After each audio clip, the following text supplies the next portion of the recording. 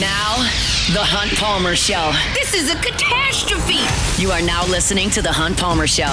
Brought to you by Renaissance Homes and Pools on 104.5 ESPN Baton Rouge. That's what I wished for when I blew out my candle. Locking down the middle of the day, live from the Mercedes-Benz of Baton Rouge studios. This is Hunt Palmer. The floor is yours. Welcome in. Hunt Palmer coming to you from the Mercedes-Benz of Baton Rouge studio downtown in the capital city on this Wednesday. It means we're brought to you by Renaissance Homes and Pools. About half the work week in the rearview mirror. Officially starting to work towards the weekend. Appreciate you hanging out with us here on 104.5 ESPN Baton Rouge.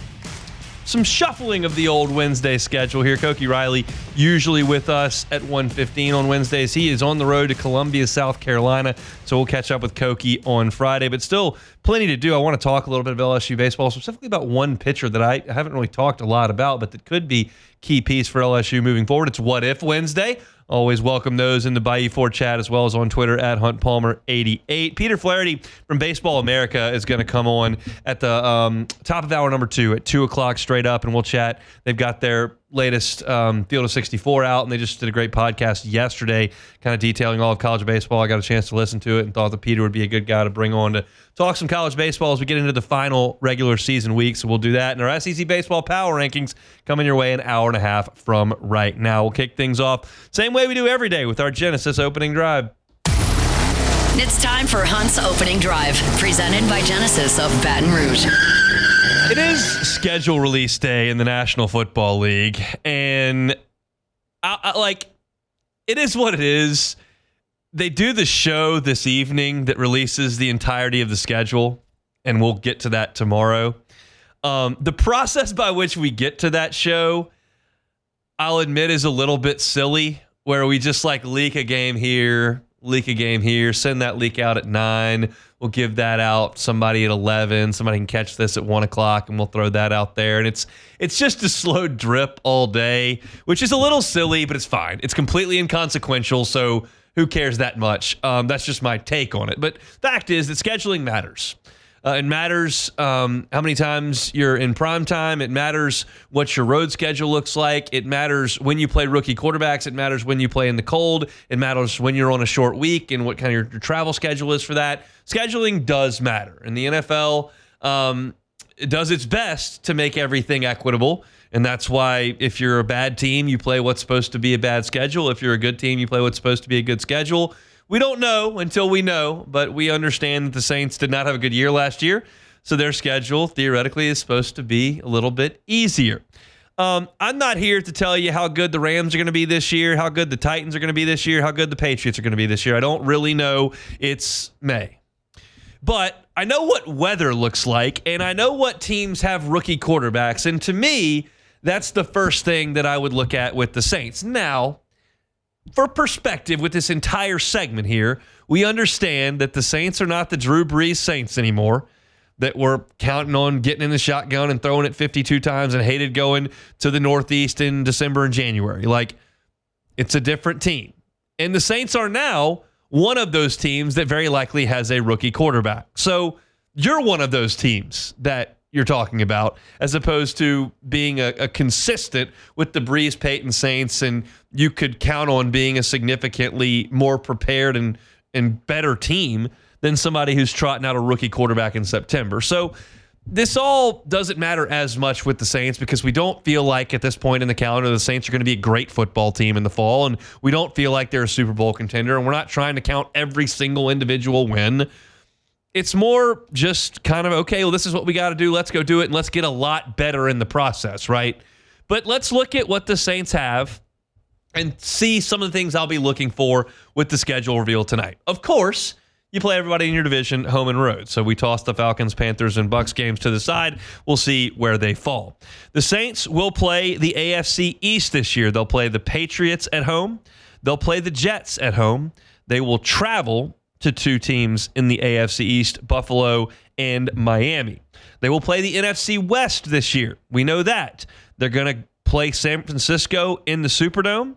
They're going to play the Arizona Cardinals in the Superdome. Away, they're going to play the Rams out in Los Angeles once again, and they will also play the Seattle Seahawks in Seattle. The rest of the schedule is the Bears, the Giants, and the Titans, who the Saints play because they're a last place team and you play other last place teams. So that's the collection of 17 games. The first thing I'm looking at is, okay, where could it be really cold? And I say that actually based on experience from guys I've talked to who played in the NFL. Jeremy Hill and Brandon Taylor both told me the first thing they looked at is where we might go when it's cold. Because a lot of those dudes, those two included, who are right here from the 225, don't like it in the cold. And they're playing Brandon's playing for the Chargers. It ain't real cold out in San Diego at that point. So he sees something cold on the schedule, not loving it.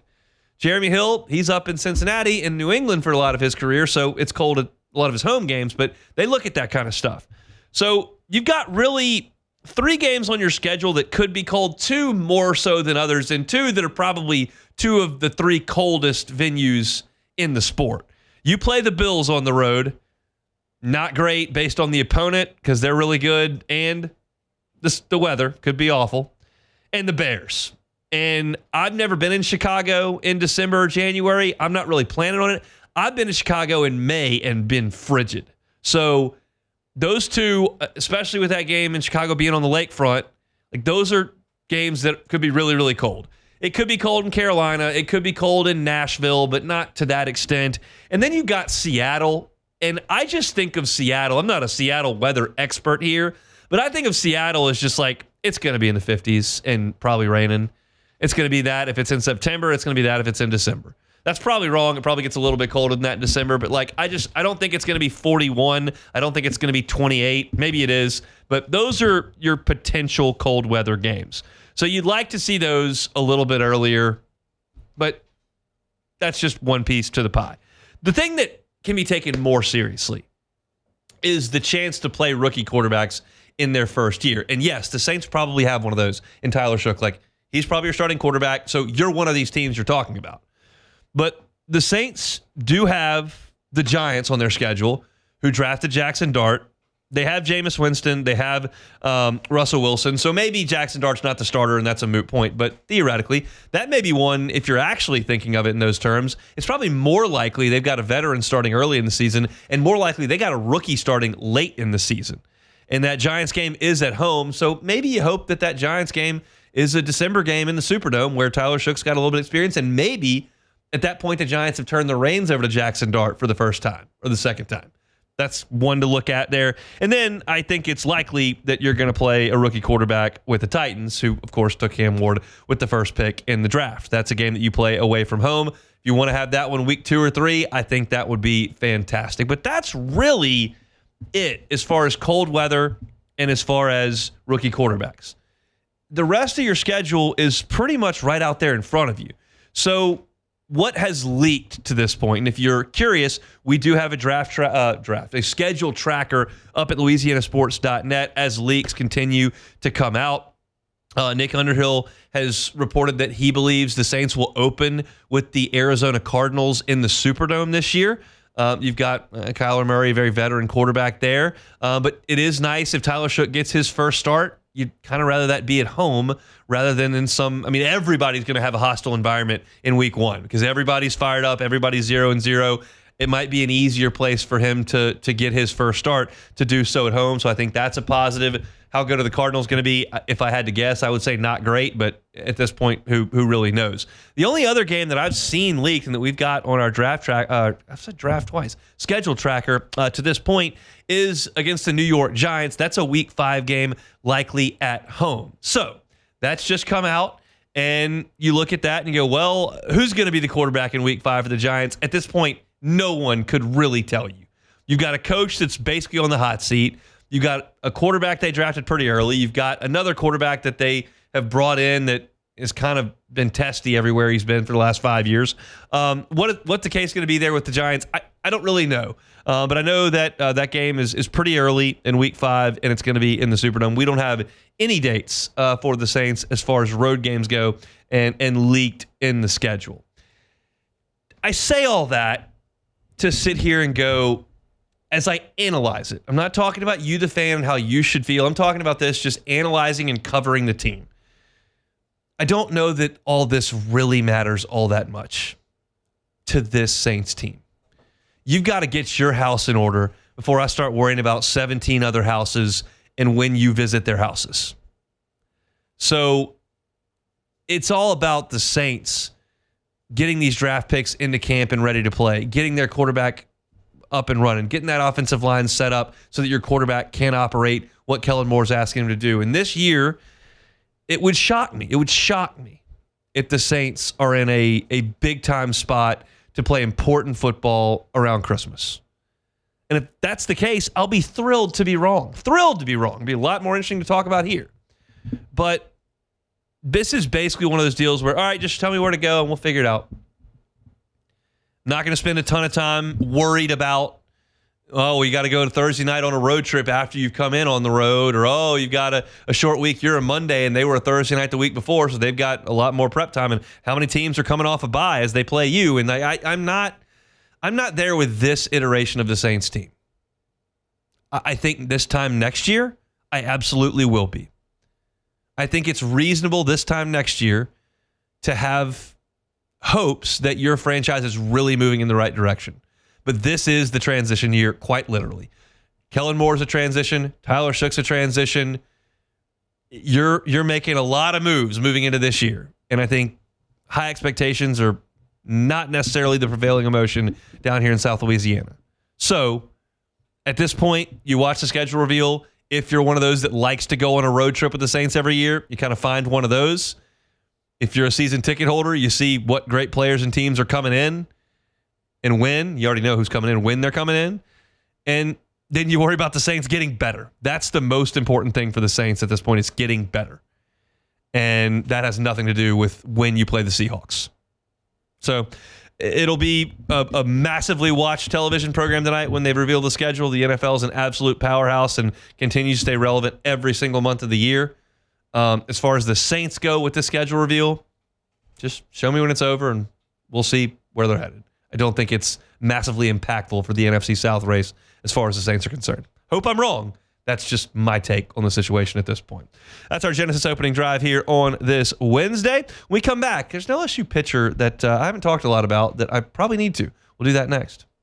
The Hunt Palmer Show. Genesis of Baton Rouge, genesisofbatonrouge.com is the website. When I say Genesis, you should think luxury. It's a luxury brand of vehicle, and more so than that, it's an experience to be a Genesis driver. You're going to deal with a first-class team over at Genesis of Baton Rouge.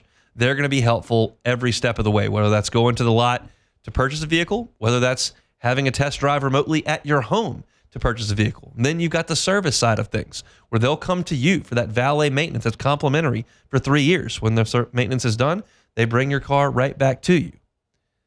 10 years, 100,000-mile warranty. I can tell you all this stuff, and it doesn't make it any less true, but it probably rings more true for you if you go sit down behind the wheel of a Genesis. Whether it's a sedan all the way up to the SUV, they can help you get into the car that best fits your needs. Start your car buying process today at genesisofbatonrouge.com. Reach out to one of their brand ambassadors.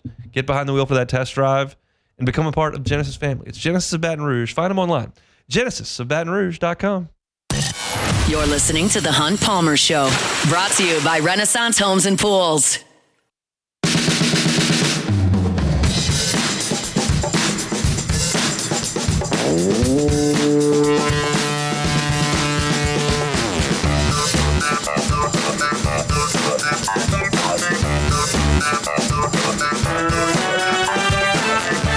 Wednesday shows brought to you by Renaissance Homes and Pools. It's pool season down here in South Louisiana. It's not pool season in Chicago because I was watching the Cubs over the weekend. They still got folks in blankets in the stadium. Just takes forever to warm up there in Chi-Town. I'm really hoping. I was looking at the forecast this week, and there's a high of 80 this week. Oh, that's good. However, heading into next week, we're getting there next Thursday. The high on Thursday, 56. Yeah, not it ideal. just takes forever to warm up in that city. It's my favorite, but it takes forever to warm up there. But it doesn't take forever to warm up here. It's pretty much always warm here. If you'd like to get a pool in that backyard, Renaissance Homes and Pools is where you need to be. My guy, Joey Blanchard, is hands-on from start to finish. You're going, well, who's that? Well, he's the owner of the company. And when you sit down to design the pool of your dreams, he'll sit there right with you in front of that computer, in front of that iPad.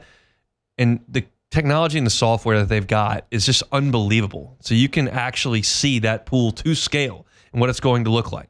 Outdoor kitchen, they can handle that as well. And it all starts and finishes with Joey. He'll help you with the consultation. He'll be there when they dig. He may be in the equipment digging if somebody's taking a lunch break or something. And then after that installation is done, Joey will be your port of contact as well. You can check them out online at builtbyrenaissance.com. See lots of pictures and images of their fantastic work. They have helped dozens and dozens of people here in the Baton Rouge area with the pool of their dreams. And if you want to make that a reality for you and your family, Renaissance Homes and Pools, builtbyrenaissance.com.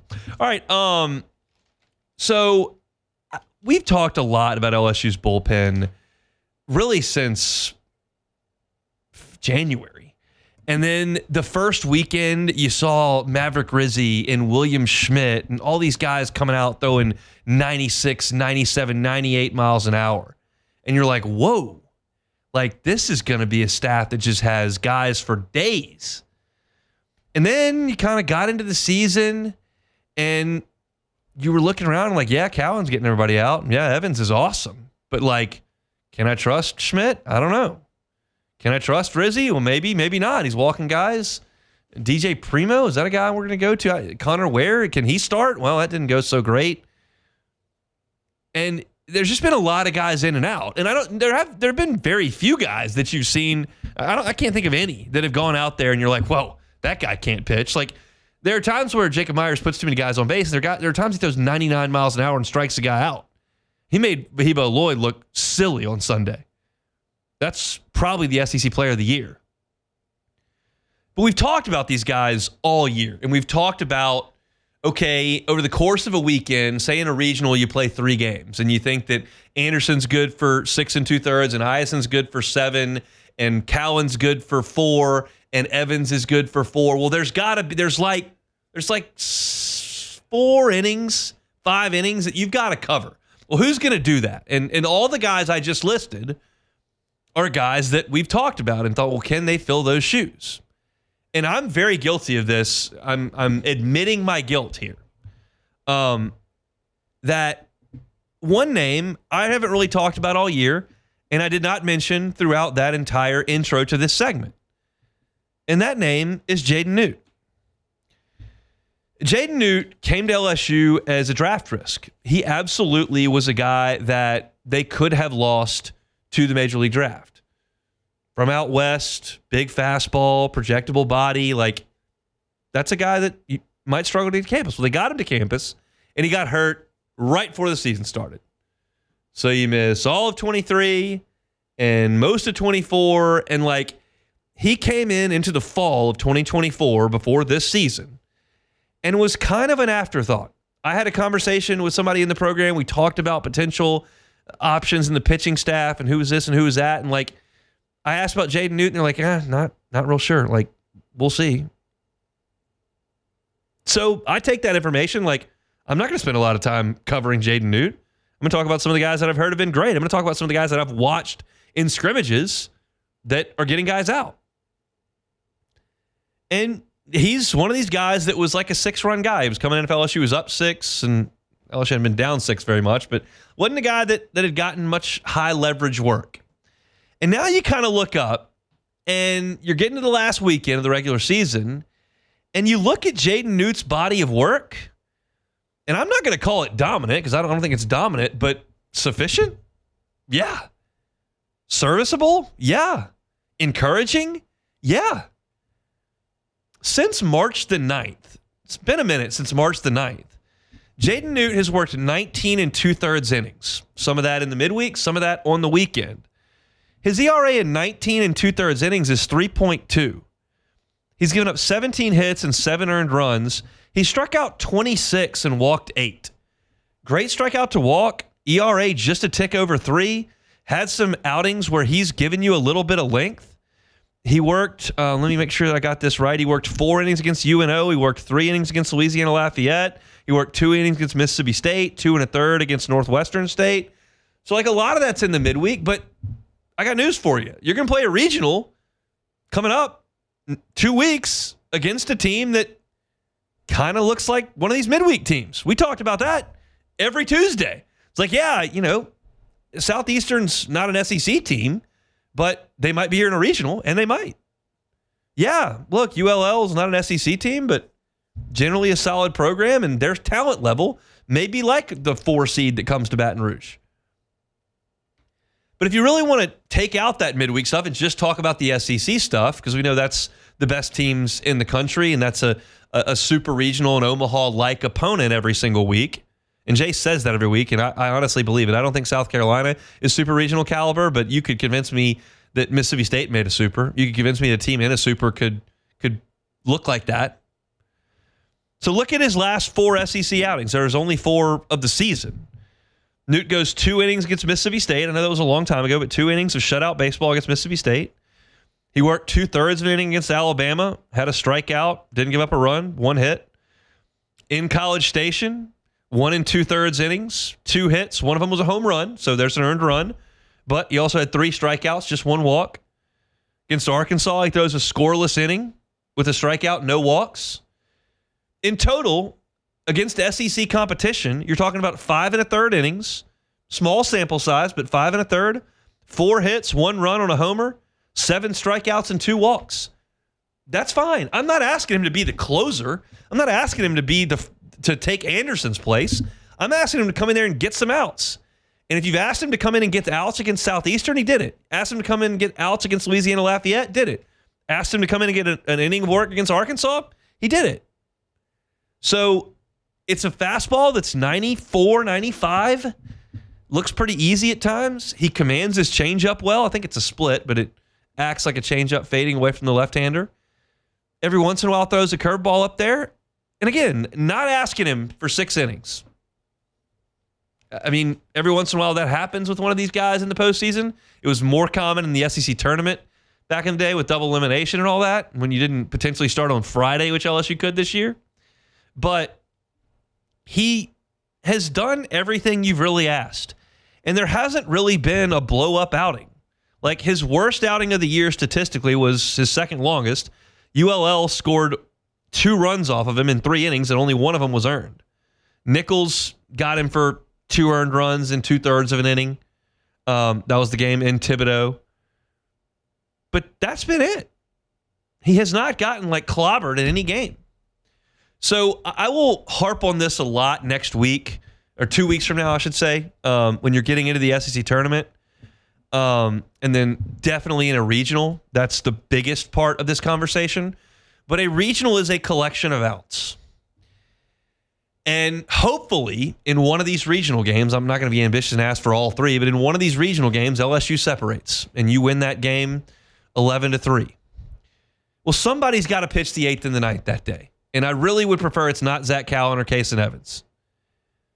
And if you can send somebody out there to get 7 outs, the last out of the 7th and all the 8th and 9th, and throw 58 pitches, and save everybody for later in the weekend, that is an important role. You can sit here and balk at it and go, well, anybody can do that. Well, not really. And especially if it's 5 or 6. There got to be guys that you really trust. If you're up 18-1, yeah, they'll find a way. They'll be fine. But that 5 to 6 run area where you can't come in there and then give up, 3 straight doubles and a homer, and then all of a sudden it's down to 2 and you got to go to Cowan. I'm overanalyzing a little bit here, but y'all understand how crazy pitching can get in these regionals. And right now, I still think your highest leverage outs are going to be managed by Anderson and Ianson and Cowan and Evans. And then right now, probably Shores and Primo/Ware, with the left-hander factor, like Jot Laviolette last week. And then after that, everybody's kind of in a pot. But I feel like you can trust Jaden Noot, because you're talking about a guy that the most important stat, I think, is walks. And over the last 19 innings, you're talking about 8 walks. Almost 20 innings, 8 walks.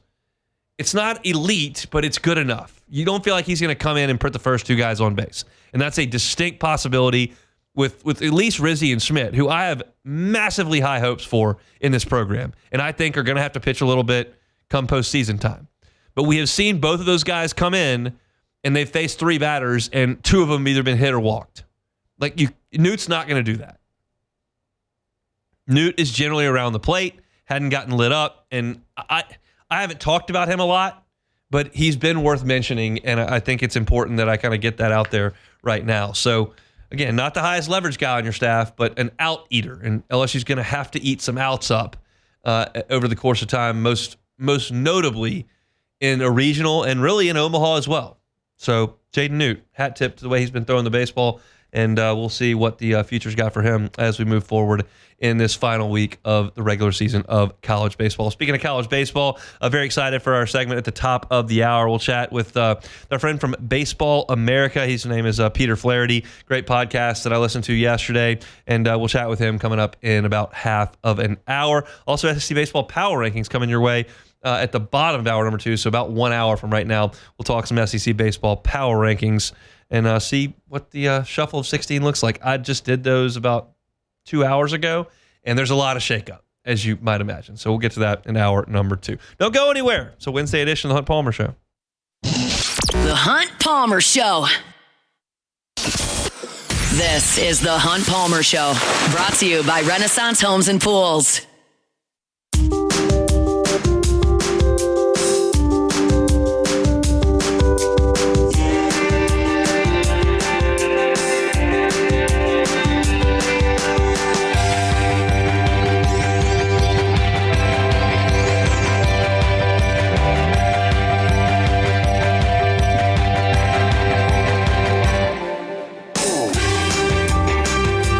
Wednesday shows brought to you by Renaissance Homes and Pools, built by Renaissance.com. Built by Renaissance.com is that website. That after work week in the rearview mirror. Appreciate you hanging out with us here on 104.5 ESPN Baton Rouge. It is bottom of the hour. First hour, Wednesday. That means it's time for What If Wednesday. Time, space, reality. It's more than a linear path. Where a single choice can branch out into infinite realities. Follow me and ponder the question. What if? Alrighty, first one here. What if you could only fly one airline the rest of your life? Okay, so I have a lot of friends who have very strong feelings about this. They travel a lot for work and whatnot. Yes. I've flown, I would say, the average amount. Like, I fly like twice a year, maybe. I feel like most people, hop once a year for a vacation to see family or something. Certainly don't fly for a lot of business all over the place. We don't go on a lot of vacations. Hopefully you're flying to Omaha, maybe. Yeah, that would be good. In a couple of weeks, I would like to fly to Omaha. But I don't even. When was the last time I was on an airplane? You went. You were gonna go to Dallas, but that didn't. Yeah, happen. that didn't happen. We didn't go to. Didn't go on a vacation last year. Like I don't even. So I don't fly very much. Is the point. I don't have one preference. I've flown American. I've flown Delta. I've flown Spirit. I've flown Southwest. Like. None of it appears different to me. I haven't done it a lot. I was super bummed out that Spirit was late, and I got a ride from the third inning of the Cubs game when I went. But I didn't think it was their fault. I get delayed on other airlines too. So I don't have a strong preference. Are you a big airline guy? I don't fly that much either, but I will say that my answer would have been Southwest, but they're changing everything now. They're getting rid of I think they're going to be adding assigned seating. They're getting rid of the free check bags. So that was the draw, because not only they fly direct a lot of places. You can fly direct to Chicago, which is great, but they're getting rid of a lot of their Hallmark tickets. Yeah, I'm looking purely at flight times and layover times. I don't care what the logo next to it is. Give me Air Alaska, give me Delta. I don't care. I want to know where I'm going and at what time. Yes, and that's about all I care about. And I don't really think about anything else. But. I've done the Southwest thing where you do the stand in line and just get on and go over where you want, and I've done assigned seating. I don't really care. I just don't. my friends think I'm nuts for not having a preference. Yeah. But I just don't even notice. Yeah, it's interesting. Even people that don't fly a lot, there's like, oh, well, I only fly this, or I only fly that. I mean, it does make sense to have, it makes sense to only fly one airline if you're going to fly a lot, because you get rewards and miles and stuff like that. So it does make sense why some people I get some miles, like not a lot, but I get some miles off my credit card that I use every month, but I can use them on every airline. Right, so right. It is what it is. All right, next one here. This one's from Twitter. What if Kevin O'Sullivan or Wes Johnson takes the head coaching job at Mississippi State? I don't think Wes Johnson would do that. I think he has a kind of chance to be kind of a trailblazer in Athens. Yeah. They haven't been very good for a long time. They were a national championship team in the early 90s, and Dave Perno had a couple of good teams, but they've kind of been I don't want to call it a sleeping giant, but they haven't been very good, and you can be very good at Georgia. Kevin O'Sullivan is a name I thought of immediately when that job opened, not because I think Mississippi State is a better job than Florida, because I think Kevin O'Sullivan wants out of Florida. I mean, it was a little bit eye-popping for me to be in Omaha in 2023 and see how few Florida fans were there. And they do a better job of getting home attendance now that they've redone what is now, I guess, Conjuring Ballpark.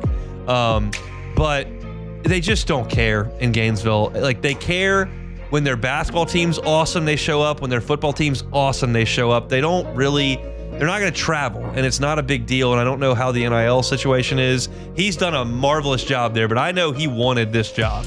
And I know that LSU kicked those tires, but ultimately LSU made the right decision. But I would have said some negative things about Kevin O'Sullivan 5 weeks ago. Not right now. They're playing as good as anybody in college baseball. So he's really good. If he wants a fresh start at a place that really does care, and I promise you, he takes Mississippi State to Omaha in 2 years, they'll bring 9,000 people up there because they do care about that kind of stuff.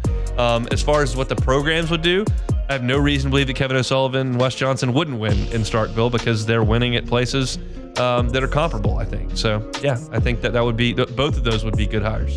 All right, we got some from the YouTube chat here. This one's come up a few times. What if Hunt got the offer to go to Barstool instead of T-Bob? I would not be in a hurry to move. I don't know what T-Bob's offer is, so I'll talk about him in the next segment. But I'm not in a hurry to move to Chicago. I love the Cubs dearly. I love that city dearly. I'm not real keen on moving that far away from my family, from LSU sports, to go to live in the Midwest. That's just. I am a homebody in that way. Not that I have to live under my parents' roof, but I like it here. I like it in Louisiana. I love it in Baton Rouge. I want to go to the box. I want to go to Tiger Stadium. I want to go to the PMAC. That's what I want to do. I don't really want to go talk about the Jets and Patriots and live in Chicago far away from everybody. So that's probably a character flaw of mine. I've never lived outside the state of Louisiana ever in my entire life. I lived in Shreveport for 18 years, and then I moved to Baton Rouge and have lived here for 19 years. So that's probably a flaw, but it is what it is. I don't have eyes to go do anything outside of here. I talk about and experience what I like to experience right here in Baton Rouge.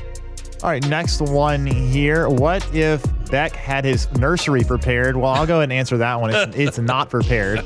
There's no chance. No, it's not. We have a room. We have things in it that are going to be used for the nursery, but it's not put together yet, and that's okay. That is okay. Now, I'll say this: my wife is freaking out because she always has to plan ahead. Yes, and she is really worried. Due date is it's August 8th. We have May. We have multiple months. That thing needs to be August 8th is a due date. Yes, that thing needs to be complete on Mid-July. July 1. July 1.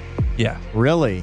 Well, she didn't need to be. Okay, here's the thing. No, my wife is going to totally agree with you. She always wants to be 3 months ahead of schedule for everything. So she's going to want it to be ready by then. That seems a little early. Sometimes they'll come early, and it's not a lot to do. I'll tell you this. We moved, and we specifically moved to have an extra room for what would be a new baby. Yes. She was not pregnant, but that was the plan.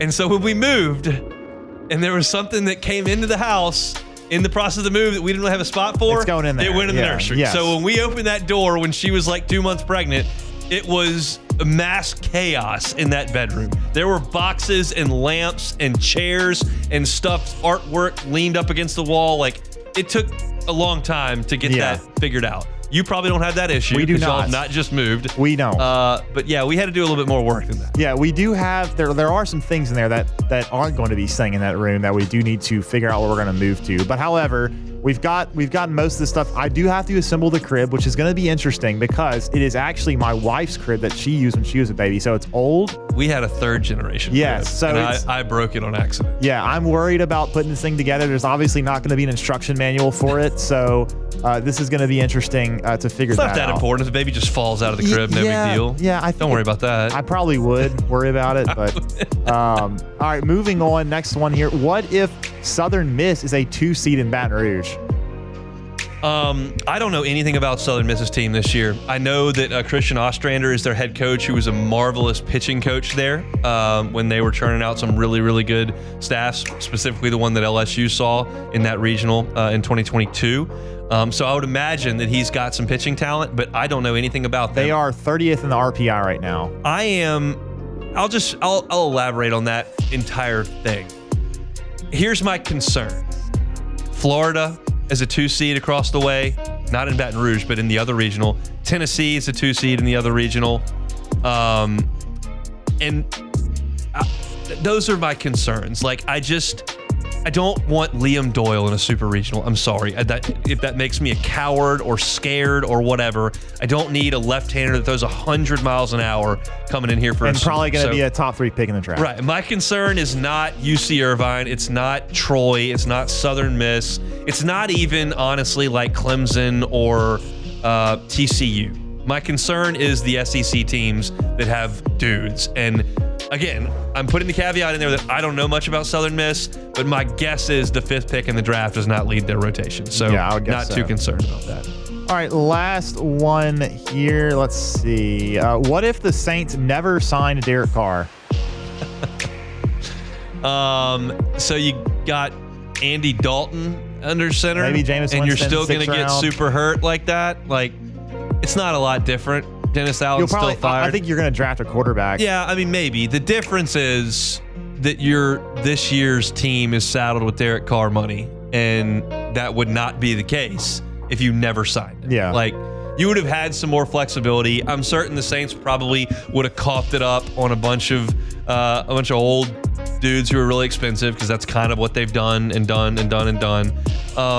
don't know that the Dennis Allen, Cam Jordan, Demario Davis, Tyrann Mathieu, Marshawn Lattimore, Ryan Ramczyk, Alvin Kamara Saints were good. I don't know that there was a quarterback option that was going to help them significantly. Yeah. You would have had to, because I don't think you were going to bottom out to get Jaden Daniels 2 years ago. So, like, who are you going to get as your quarterback? Bo Nix? Is that we're going to hitch our wagon to Bo Nix and we feel like we'd be in a lot better spot?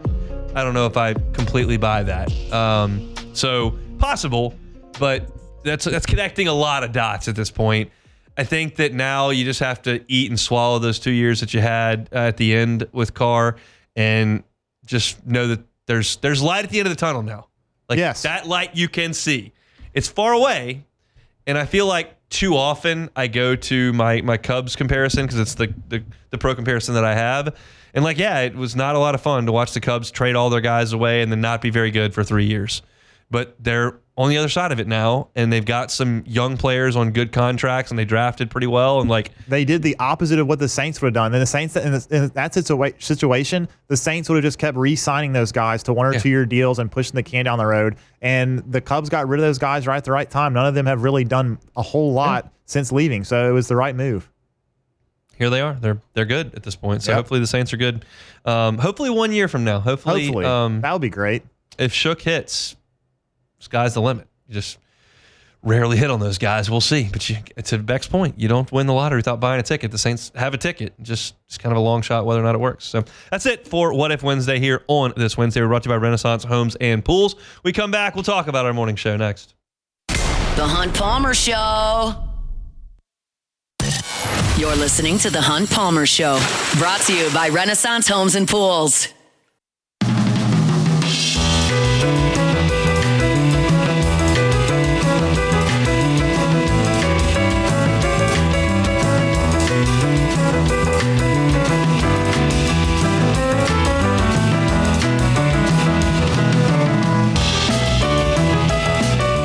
Check out builtbyrenaissance.com. Renaissance Homes and Pools. You've been thinking about taking that plunge, to use a bad pun, putting that pool of your dreams in the backyard.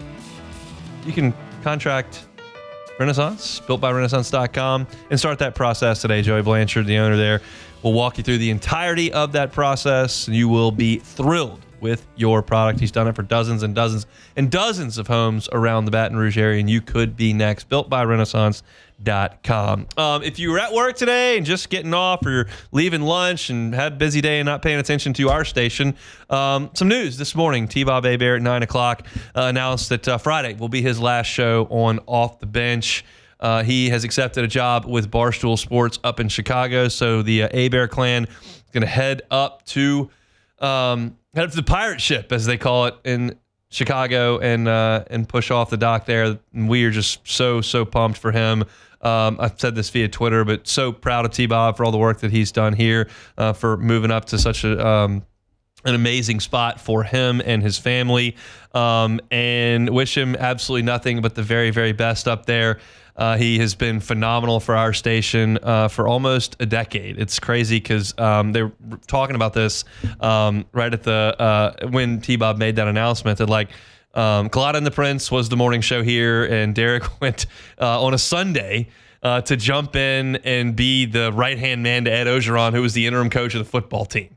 So guarantee was scrambling a little bit, and I jumped in for, I guess it was 5 months in 2016 into 2017, and held that spot until they could find someone permanent to do it. And T-Bob was the guy that they dubbed to do it. And so I held the baton as long as I could, and then tossed it to T-Bob, and he has absolutely run with it since. And he's worked with Jordy, then worked obviously with Jake for a long time now, and all the production staff that they've had. And it's just been an awesome morning show. I certainly listen every morning on the way to drop off the kiddo, and they never cease to make you laugh and make you think, and talk some sports while they're at it.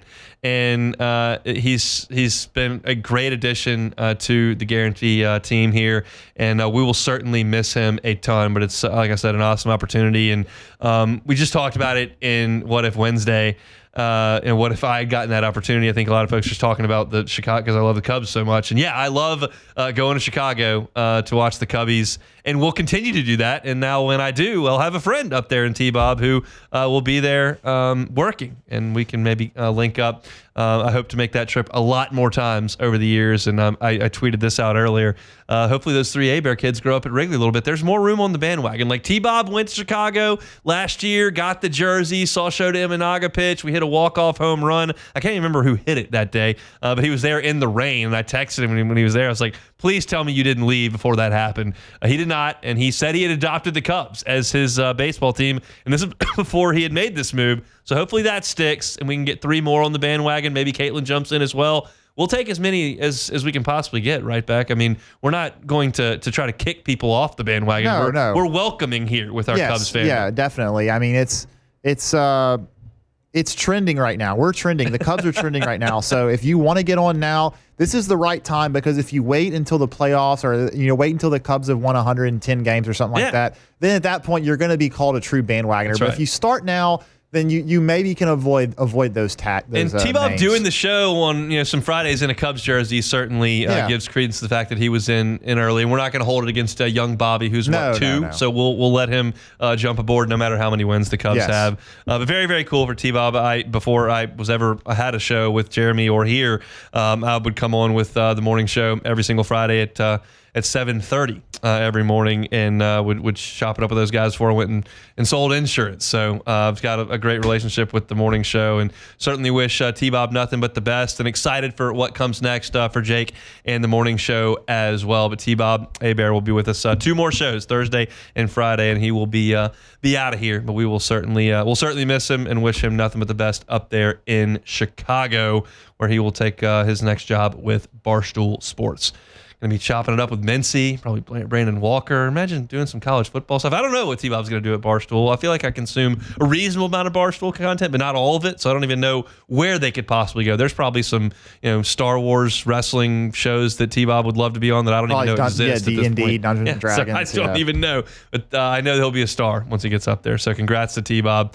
And if you did not get that information earlier today, That's where things are headed. And T-Bob's got a great ode to Louisiana up at louisianasports.net that just encapsulates his personality so wonderfully. If you aren't aware, T-Bob grew up in Georgia and came here to play football, and the state's thrown its arms around him, and he certainly has with the state. And he wrote a great little piece up there at louisianasports.net, so go check that out. Missed any of our number one? Catch it on demand wherever you find your sound. Just search Hunt Palmer Show. Like, subscribe, rate, and review. Talk Saints schedule release. That'll be dated in about 5 hours, so go ahead and check that out at Hunt on Saints. Jaden Noot's emergence as a real presence in the LSU bullpen. I wanted to note that, so did at 1:15. We played some What If Wednesday at 1:30. Got a lot to do in hour number 2. Peter Flaherty of Baseball America is going to join us after Sports Center. Got a great podcast, and they've got their new field of 64 out, so we'll talk to Peter about that. And my SEC Baseball Power Rankings coming up at the bottom of hour number 2 in 35 minutes. We'll pause for Sports Center. Come back with us for the second half of a Wednesday edition of the Hunt Palmer Show. The Hunt Palmer Show. Highland Insurance, HighlandIG.com is that website. Storm season is just about here. Summer months mean storms, and you know that if you're in this part of the world. Do you know what your property policy says in the event that a storm does come through and cause some damage? How did you calculate your business interruption limits? Do you know? Do you even know what business interruption is? You're a business owner. I've seen firsthand business interruption insurance bail businesses out after a significant property loss. Make sure that's right. Do you know what your named storm or wind and hail deductible is? Do you have any idea what a co-insurance penalty may be? If these are not things that you considered as a business owner, you've just looked at the bottom line of that premium, let Jonathan Carver and his team at the Highland Insurance Group come in and audit your policy and make sure it responds correctly as storm season approaches. They're online at HighlandIG.com, based right here in Baton Rouge. It's Jonathan Carvo and the Highland Insurance Group, online at HighlandIG.com.